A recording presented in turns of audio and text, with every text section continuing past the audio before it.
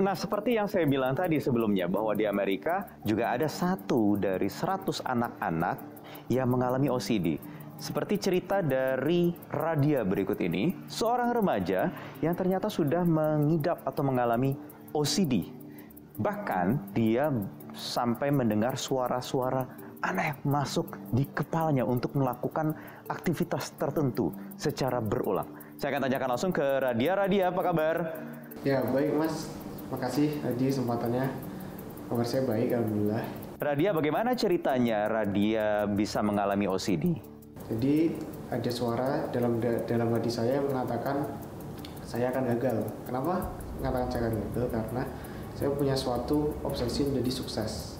Obsesi menjadi sukses, dan suara-suara itu selalu menjatuhkan saya. Terus saya mengonternya, melawannya dengan gerakan dan ucapan yang repetitif. Seperti saat saya berjalan, saya harus kembali lagi, seperti misalnya saya jalan 5 langkah, lalu kembali lagi 3 langkah, lalu jalan lagi. Karena saat makan, saya tidak bisa makan seperti orang pada umumnya. Saya pasti makan itu dimuntahkan kembali, dan saat minum juga saya tidak bisa ngambil sendiri, karena kalau saya ambil sendiri saya tumpahkan. Karena ada di dalam hati saya kan.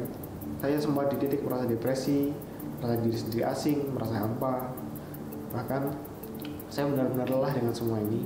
Sempat berpikir mengakhiri hidup juga. Kemudian apa yang dilakukan oleh Radia atau keluarga setelah itu? Awalnya mama papa itu merasa ada yang aneh dalam diriku, merasa yang tidak wajar. Mama papa awalnya mengira aku epilepsi. Kenapa? Karena dulu waktu SD aku punya riwayat epilepsi, tapi SMP sudah divonis sembuh. Waktu itu saya dirujuk ke dokter syaraf untuk dites. Setelah tes, namanya tes CT scan, hasilnya baik, lalu kami dianjurkan ke psikiater dan psikolog. Aku sudah nggak mampu lagi menahan semua ini. Aku juga nggak kuat menahan depresi, lalu aku coba beranikan diri bilang ke mama. Awalnya aku nggak mau ke psikolog-psikiater. Kenapa? Karena ada stigma masyarakat yang buruk tentang penyakit mental. Karena stigma saya ragu, tapi kemudian saya memberanikan diri untuk ke psikiater dan psikolog. Lalu saya menjalani terapi dan minum obat seperti itu.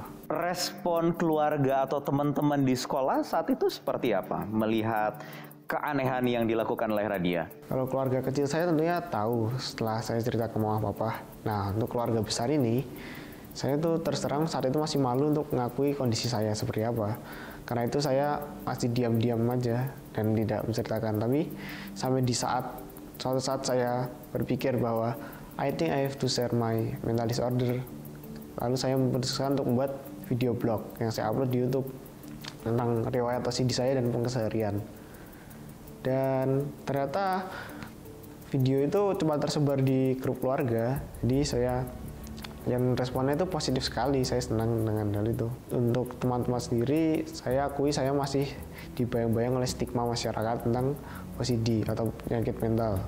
Teman-teman yang tahu kondisi saya seperti ini masih sangat terbatas. Ya, teman-teman dekat dan teman-teman lain. Saya dapat dukungan banyak dan membuat saya senang dengan hal itu. Saya mau berpesan sedikit. Stigma masyarakat tentang mental disorder ini masih buruk. Karena itu pesanku untuk teman-teman yang merasa dia nggak beres, jangan pernah takut untuk mengakui, bercerita, dan bersedia untuk berobat ke psikolog dan psikiater. Alihkanlah stigma yang ada, dan jangan pernah patah semangat. Oke, baik. Terima kasih Radia ya. Sehat-sehat. Bye-bye.